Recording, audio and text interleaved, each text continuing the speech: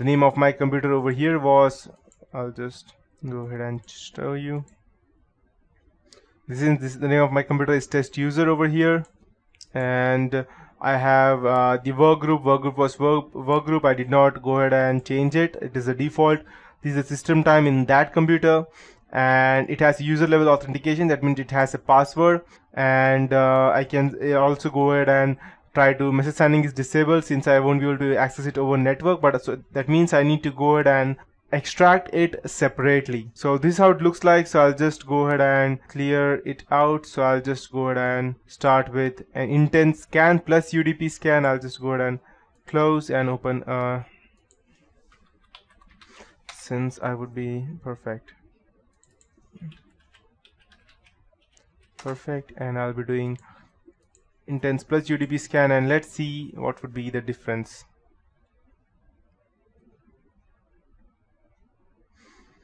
So UDP scan shows us from which we can go ahead and transfer files like let's say pictures or songs with virus inside that, or any trojans or any backdoors inside that. So it will be showing all the ports which through which we can go ahead and transfer the user datagram protocol. Just open another Zenmap, and I'll be doing another. Okay.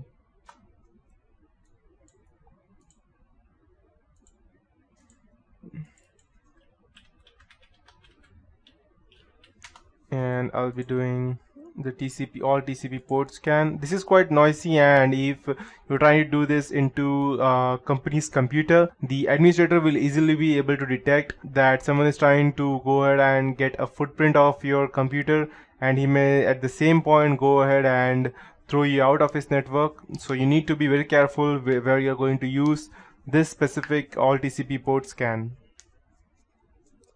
And 60%, 0.6% done.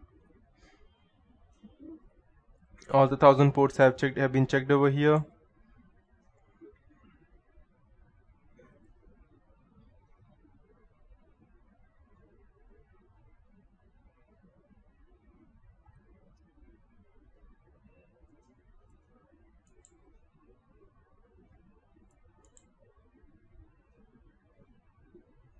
%% is done, 59% is done. Let it run through.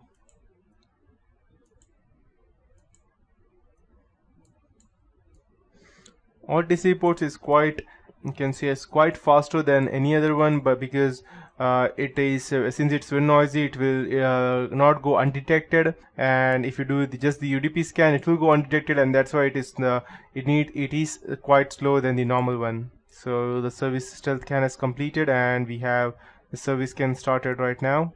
Voice detection has started. We are still on 0.6% over here. Okay, 3.5% done. Perfect.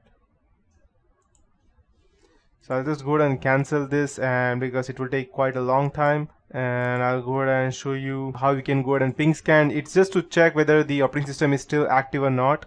Okay, perfect, it's done. So you can see that this host is currently up since and instead of using just this, you can also go ahead and do the same thing over here. You can type SP and you can go ahead and check the same thing, and you can hit enter. Zenmap does the same thing as Nmap, it's only that it has a graphic user interface, and yes, it's using SN over here rather than SP, and it's showing you all the IP addresses of all the things that are active. Perfect. So we have it over here again. OS scan may be unreliable because they were unable to find one open and one closed port, but it did find lots of information that we can use.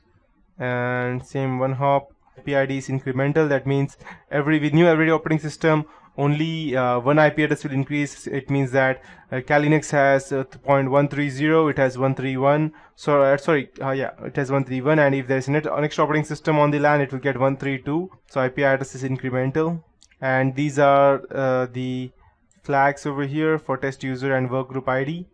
We have the computer name, workgroup, again SMB level security, and it has also trace routed. so you don't need to additionally download any specific scripts or application files to go ahead and gather information. This is how Nmap looks like. So similarly, there are ping scan, as I told you over here. We have quick scan, and let's try to check a quick trace route and how it looks.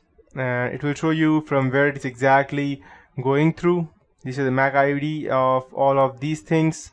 It's the same as doing this, but it will also give you since when, what is the best latency to go ahead and reach them. So this has 17 seconds latency. Perfect. After that, we have regular scan, and I'll go ahead and use the slow and comprehensive scan, which I would probably not be completing. So I'll just go ahead and complete this till then. Okay, perfect. So the regular scan shows us all the information that 999 ports are closed, which is quite different from the previous where we got 996. That means it was not able to clearly go ahead and check all the ports. Yeah, 996, perfect. Filter ports out of 999, 3 ports open and 3 ports are open and the remaining are closed. That means they are filtered out by the firewall and the host is up. So you won't be able to get the operating system information over here, and there are 253 IP addresses. Total of 4 hosts are open and they can change. So this is how you can go ahead and gather information via Nmap or Zenmap. And this is not just it, there are much more things, but I won't be able to show you. If you want to go ahead and gather much more information, you can just type Nmap and you can go ahead and read over here all the information that you need.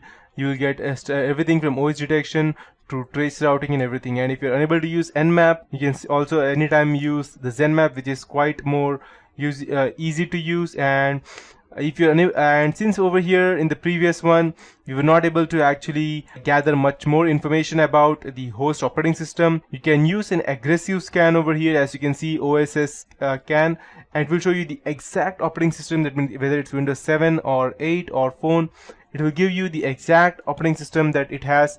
And but it will be, since it is aggressive, the person having the computer will come to know if he has IDS installed, or the administrator will easily come to know about this. So that is it about Nmap in this tutorial. In the next tutorial I will be starting with the harvester, the whois and the DNS enum as to how we can go ahead and use them.